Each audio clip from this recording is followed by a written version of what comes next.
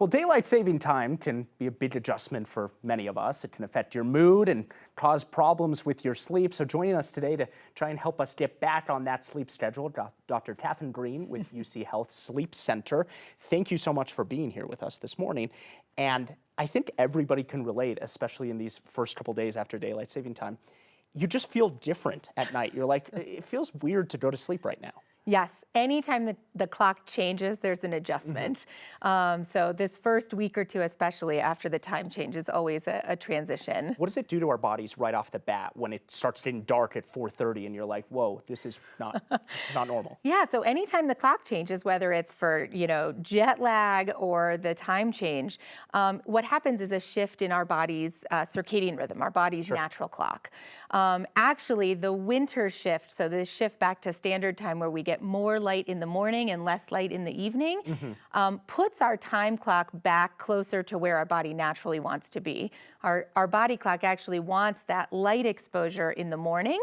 It's what helps our sleep quality, helps you be more energetic during the day. So that's why it's so important to maybe sleep with your windows, at least the shades up, so that you get some sun in the morning, right? Yeah, so that's exactly right. We always want to control the light in our environment. So getting natural sunlight first thing in the morning, within an hour or so of when you wake up, actually helps our mood, our energy level. Believe it or not, it helps you fall asleep easier when you go to bed at night. Well, that's a good thing. And it is getting light earlier in the morning right now. Is that kind of something that helps us get back on that new schedule? That's exactly right. So we want that light exposure in the morning because that's our body's natural signal that says, yep, this is the time when I want to be awake and productive.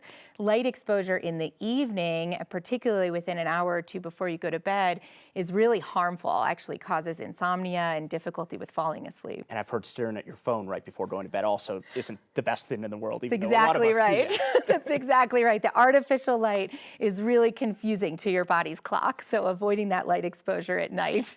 So let's talk sleep aids. Yeah. There's a lot of people who take things like melatonin. I know that I've done it myself. Yeah.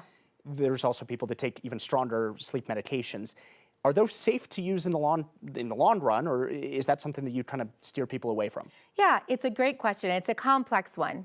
Sleeping aids are something that when used correctly can really help us to regulate the quality of sleep that we want and be able to fall asleep.